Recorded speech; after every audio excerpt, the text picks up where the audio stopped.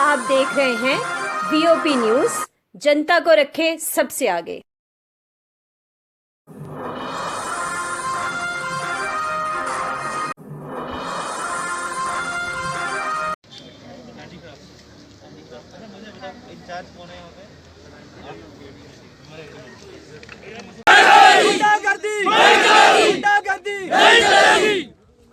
और वो प्रोजेक्ट पे आया, लेकिन उससे अगर कमीशन साहब पेन लैंड उस केंद्र सरकार होश में हो। हमारी मांगे पूरी करो, हमारी मांगे पूरी।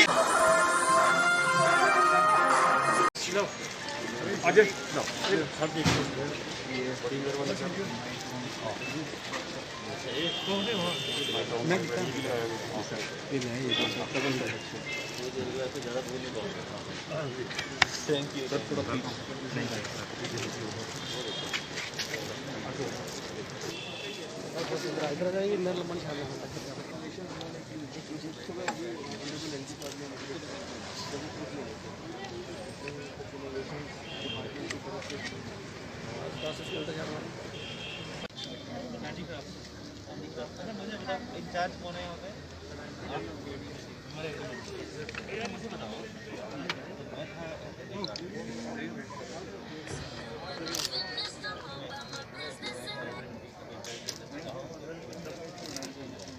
इससे पहले बैक टू विलेज कार्यक्रम चलाया गया, किस तरह इस कार्यक्रम को देखा जा रहा है और क्या जो खास है इस कार्यक्रम को लेकर? देखिए, ये तो जैसे आपको मालूम है कि बैक टू विलेज में भी यही था कि आप जाके गांव में जो सीनियर ऑफिसर्स हैं वो गांव में खुद जाएं और लोगों से इंटरेक्ट करें। गांव के जो डेमोक्रेटिक इंस्टीट्यूशंस हैं, क्योंकि हमारे 73rd और 74th अमेंडमेंट जो हुई हैं, हमारे यहाँ पे ये जो इंस्टीट्यूशंस हैं जो सेल्फ गवर्नमेंट के, चाहे वो गांव में हैं जिन्हें हम पंचायत कहते हैं, और जो शहर में है जो काउंसिल्स हैं, इनको स्ट्रेंथन करना है। और क्योंकि हमारे यहाँ हमारी स्टेट में इनको स्ट्रेंथन करने की बहुत ज़रूरत है। ये रिवायत जो है हमारे यहाँ बहुत पुरानी नहीं, अभी रिवाइव हुए है कुछ सालों में।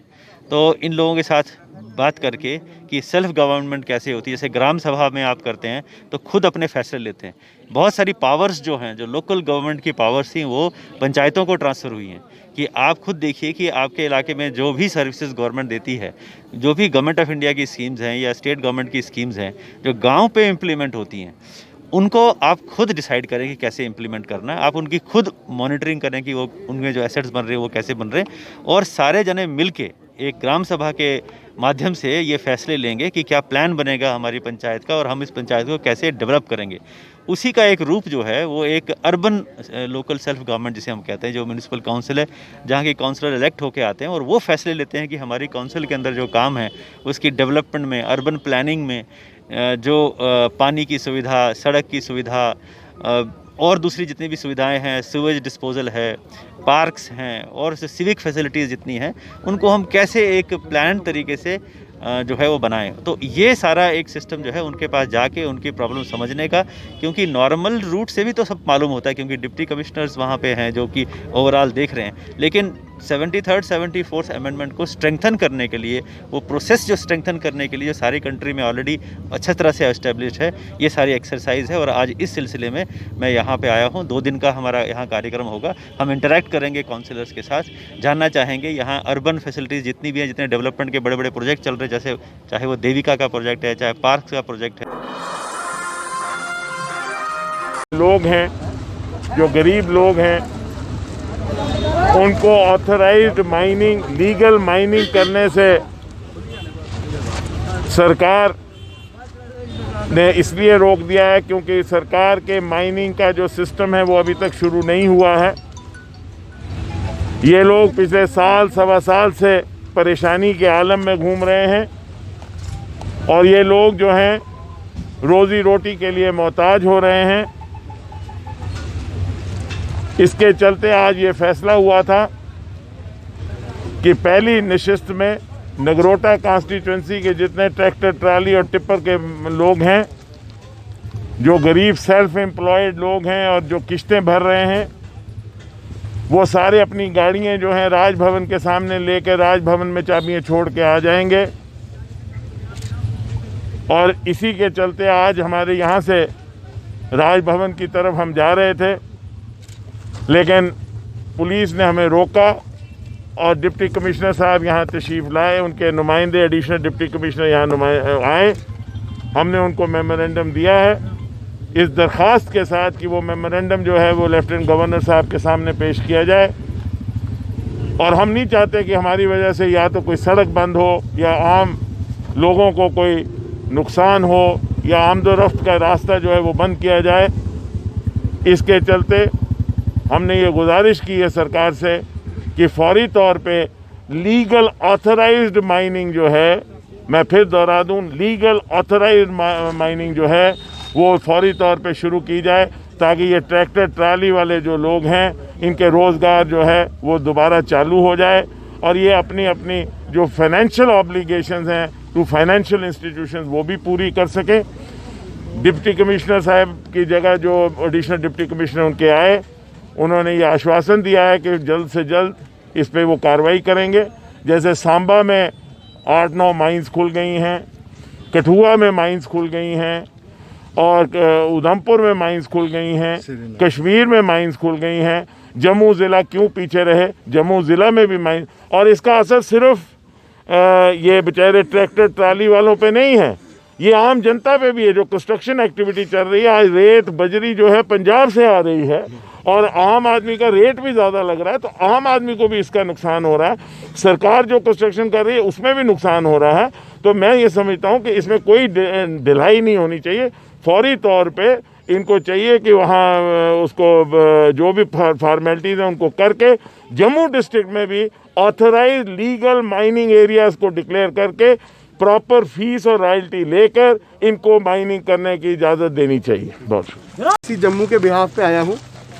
आज जैसे ही हमें पता चला कि आप राजभवन जा रहे हैं, तो मैं 2-3 चीज़ें बता दूं आपको कि क्योंकि गवर्नर साहब यहाँ पे नहीं हैं और वहाँ जाके ट्रैफिक जैम का इशू बनता है, तो मैं इसलिए यहीं आ गया ताकि जो आपकी डिमांड्स हैं, जो आपका मेमोरेंडम है, जो आपके इश्यूज़ हैं वो मैंने सुन लिए हैं, नोट कर लिए हैं, तो वो सभी के सभी एप्रोप्रिएट फोरम पे पहुंचा दिए जाएंगे। और जो मेन इशू आपका था कि इनको अलाउ किया जाए ट्रैक्टर्स को, वो अप्लाई कर सकें और वो जो बजरी रेत है वो यहाँ ट्रांसपोर्ट कर सकें, उसके लिए मैं आश्वासन देता हूँ कि ये एक्सपेडाइट किया जाएगा। जैसे आपने कहा कि 4 ज़िलों में एडजॉइनिंग हो चुका है, तो मैं अश्योर करता हूँ कि ये भी तुरंत एज सुन एज पॉसिबल जो है हम करवा लेंगे। सर क्या लगता है कि कोरोना की महामारी ऊपर से इनका नहीं, रोजगार तक बंद हो चुका है? हम लोग इसमें वेज निकालेंगे कि किस तरह से इसको एक्सपेडाइट करके जल्द से जल्द जो इनके जो ये पहले किया करते थे वो करेंगे। सर जी ਇਹ ਅੱਜ ਤੇ ਥਾਣੇਦਾਰ ਸਾਹਿਬ ਨੇ ਰੋਕ ਸ਼ੋਕ ਪਾਈ, ਅਸੀਂ ਰੋਕੀ ਲਿਆ। ਸੱਚੋ ਸਾਹਿਬ ਨੇ ਬੜਾ ਰੋਕ ਪਾਈ, ਅਸੀਂ रोकी लिया। लेकिन अगर 10-15 दिन फाके लगे, मजबूरी है यानी कि सड़क पर लेटी हो ना, फिर करें थानेदार चलाए रोनर साढ़े ऊपर पूरी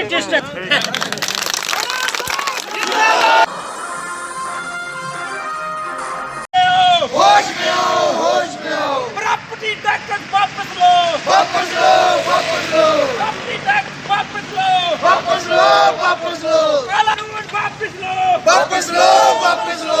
झूठी प्रशासन होश में आओ, होश में आओ, होश में आओ, गुंडा टैक्स वापस लो, होश में आओ, केंद्र सरकार होश में आओ, होश में आओ, होश में आओ। प्रॉपर्टी टैक्स वापस लो, वापस लो, वापस लो।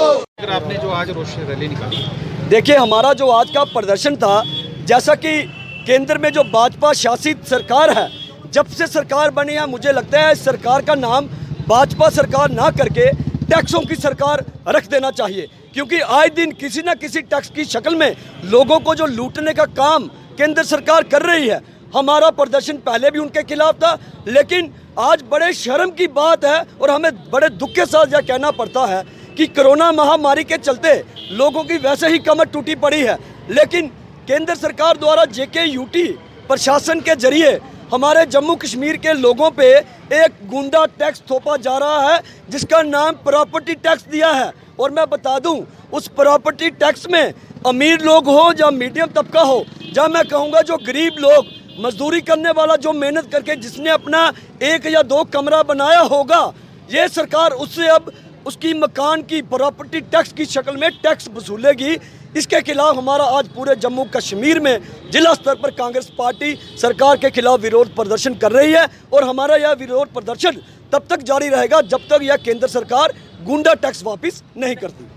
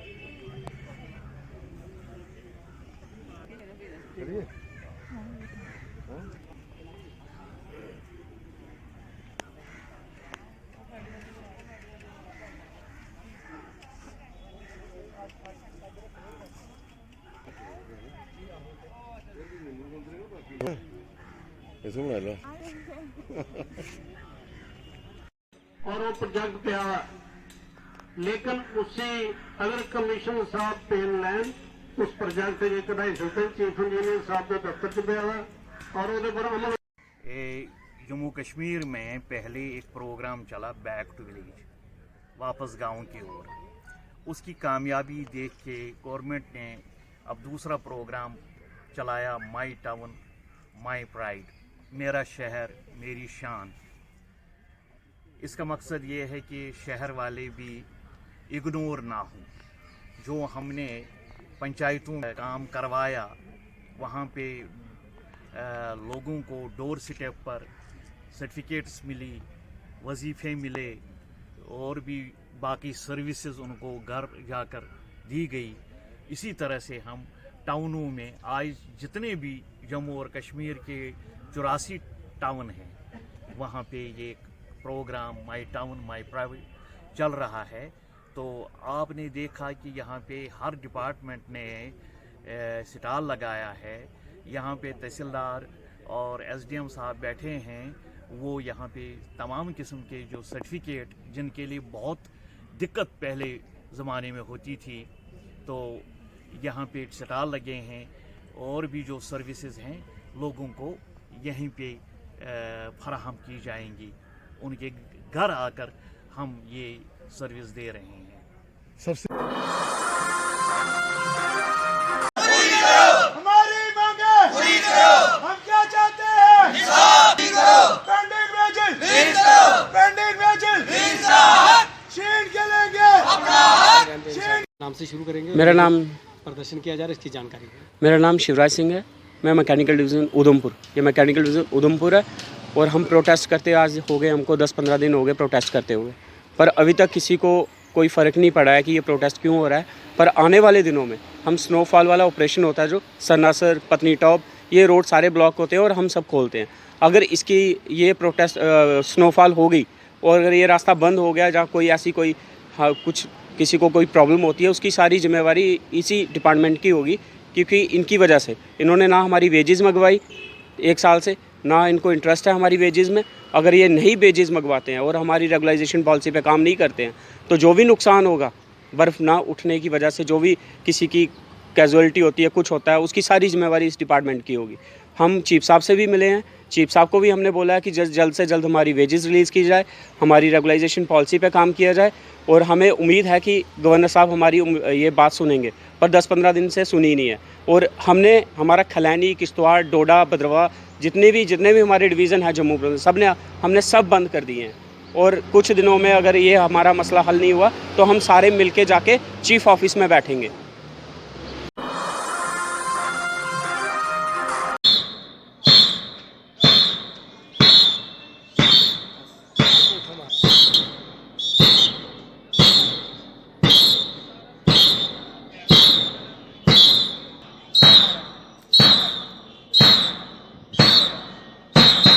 जो 6 दिन का ट्रेनिंग कैंप लगाया गया था, जिसका समापन किया गया, क्या कहना चाहेंगे? धन्यवाद सर। मैं district youth sports officer Udhampur. ये जो कैंप हमारा रीओरिएंटेशन ट्रेनिंग रिफ्रेशर कोर्स 60 से 65 बच्चों का हमने करवाया, जो हमारे पीईटीज, न्यूली अपॉइंटेड रैबरे खेल टीचर्स। ये जो हमारा आज का जो कैंप है ये हमारे जम्मू डिवीज़न में पहला उधमपुर डिस्ट्रिक्ट में ही अरेंज करवाया गया, जो director general youth and sport JNK की ओर से करवाया गया है। इसमें हमने मेजर 6 गेम्स को टेकअप किया, साथ में मॉर्निंग असेंबली, फिट इंडिया की मूवमेंट की जो एनर्जेटिक एक्सरसाइजेज हैं उनको टेकअप किया। ये सभी एक प्लेटफार्म बना के हमने सिलेबस बना के इनको ट्रेनिंग दिलवाई। उस ट्रेनिंग के साथ साथ यही ट्रेनिंग ये आगे जाके हमारे गवर्नमेंट स्कूलों में बच्चों को सिखाया जाएगा।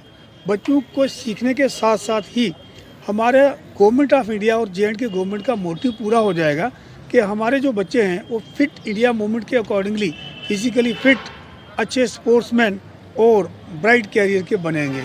तो मुझे पूरी उम्मीद है कि हमारा जो स्पोर्ट्स है ये एक हब बन के JNK में उभरेगा। अच्छा इंफ्रास्ट्रक्चर आ रहा है, अच्छा स्टाफ हमारे टीचर्स का आ रहा है, अच्छी ट्रेनिंग इनको आ रही है। उसी ट्रेनिंग की बदौलत हमारे पास एक और फ़ायदा हो जाएगा कि हमारे आने वाले बच्चे जो हैं वो एक अच्छे खिलाड़ी बन के सामने आएंगे और अच्छे शहरी बनेंगे। धन्यवाद। है क्योंकि मौजूदा पदाधिकारी जो है मौजूद अधिकारों से वंचित करना किसी भी सूरत में जस्टिफाइबल नहीं होगा, और वो इसका जो है वो विरोध कर रहे हैं और आने वाले वक्त में खुलकर सामने आने वाले हैं। केंद्र ने जम्मू कश्मीर के लिए अब एक नया कानून बना दिया है, जिसके तहत उन्होंने पंचायती राज एक्ट जो यहाँ लागू था उसमें भारी पैमाने के ऊपर तरमीमें की हैं, अमेंडमेंट्स की हैं, जिसकी वजह से यहाँ जो चुने हुए नुमाइंदे थे उनके अधिकारों का हनन होगा, उनको डिसएम्पावर करने की एक कोशिश की जा रही है। जो BDC के चेयरमैन हैं पंचायत में, और इसी तरीके से जो urban local bodies, municipal committees और म्यूनसिपल काउंसिल्स के प्रेसिडेंट्स हैं, उनके अधिकार जो हैं वो कम हो जाएंगे, उनको डिसएम्पावर कर दिया जाएगा। क्योंकि अब ये कहा जा रहा है कि हर जिला को 14 टेरिटोरियल कॉन्स्टिट्यूंसीज में डिवाइड किया जाएगा, और वो लोग जो हैं वो डिस्ट्रिक्ट डेवलपमेंट काउंसिल के मेंबर होंगे, और वो फैसला करेंगे, सिर्फ वही वोट देंगे डिस्ट्रिक्ट डेवलपमेंट काउंसिल का चेयरमैन बनाने के लिए। पहले ये पावर्स जो हैं वो डिस्ट्रिक्ट डेवलपमेंट बोर्ड के चेयरमैन बनाने की पहले जो है वो ब्लॉक डेवलपमेंट काउंसिल के चेयरमैन के पास थी, उनको जो है वो रॉब किया जा रहा है अपनी पावर्स से। और इसी तरीके से जो हमारे म्यूनसिपल बॉडीज़ के प्रेसिडेंट्स हैं वो अलग एक उनका जो है वो कमेटी बना दी गई है, और उनको भी पूरे तरीके से डिसएम्पावर कर दिया गया है, क्योंकि जिस डिस्ट्रिक्ट कमेटी के वो मेंबर होंगे उसका चेयरमैन ये कह दिया है कि ऊपर से थोपा जाएगा और मेंबर पार्लियामेंट जो होगा वो उसका चेयरमैन बनाया जाएगा। जिस तरीके से ये सब अंजाम दिया जा रहा है उसके ऊपर भी बहुत सवालिया निशान जो है वो खड़े हो रहे हैं कि केंद्र सरकार में बैठे हुए बाबू लोग जो है वो जम्मू कश्मीर के लिए कानून बना रहे। ये कानून जो है वो लेजिस्लेचर द्वारा बनाया जाना चाहिए था, और ब्यूरोक्रेसी को कानून बनाने का अधिकार तभी है जब कोई इमरजेंसी सिचुएशन हो।